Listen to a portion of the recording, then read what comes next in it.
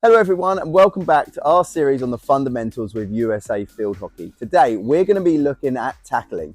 What do you do when the opponent's got the ball? Well, you've got to tackle them. And today we're going to show you the two most important skills in the tackling series to win that ball back.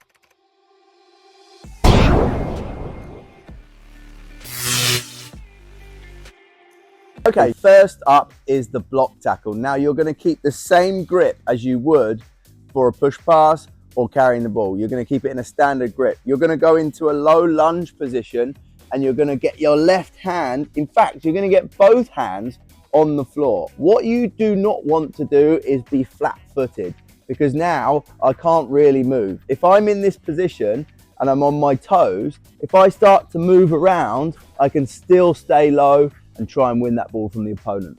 So when you're defending, you have to be extremely patient. There's no point me coming in, flying in like this, and I'm beaten and the player's gone behind me. So I've got to stay in this position, low body, but I've got to stay on my toes so I can stay engaged in the play. Now I'm going to wait for the right time, and then I'm going to be able to get my hands nice and low and push through the tackle so I can win the ball.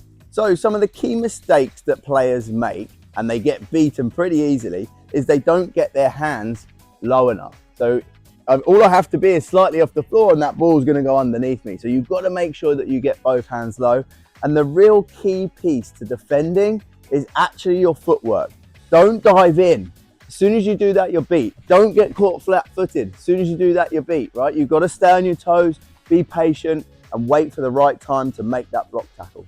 The second tackle is the jab tackle. Now you have to change your grip into a frying pan grip, and now the stick is actually in front of my body and not to the side. So I change that grip, it's in front, and I still have my feet one behind the other. It's really important that you keep moving your feet.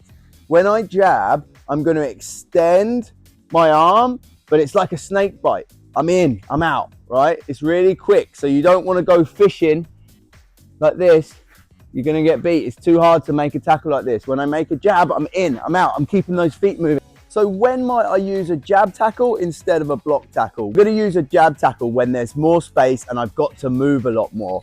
In congested areas, or maybe when I'm putting pressure on, I might go into my block tackle. But sometimes a jab tackle can set up a block tackle very nicely. So sometimes I might use my jab tackle and force a player into my block tackle. So I jab to the left to cut the inside of the field off. The player then comes to my right side and I'm able to change my grip and then apply the block tackle, a bit like this. So jab, back, and block.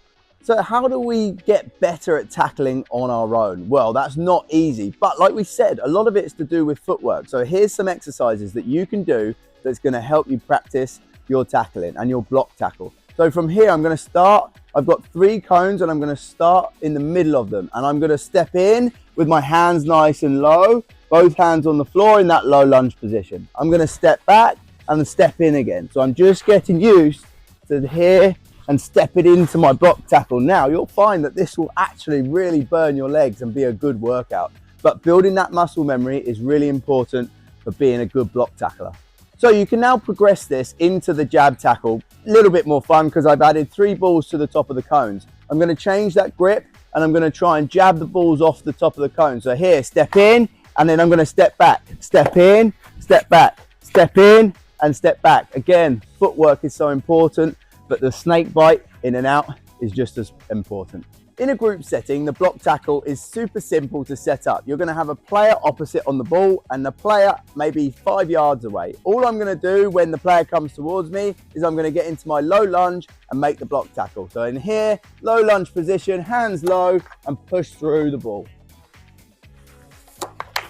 It's really important that to keep the safety of this, that you get the athletes walking first. As they get better, then you can go into the running side of things. Okay, with the jab tackle in a group setting, you're actually going to start with 2 players that are going to start quite close together. So Adam's going to come in to help me with this one. I'm going to start a little bit further away. I've changed my grip, so now I've got the stick in front of me. Adam's going to walk towards me. I'm moving my feet, and I'm going to bide my time to win the jab tackle. Now, just as this shows, it's not as successful to win the ball. So sometimes you might jab to go onto my block tackle. So here I might jab here, and then I can come into my block tackle and win the ball. So a jab is a great skill to not only win the ball, but to also maneuver that player into the block tackle.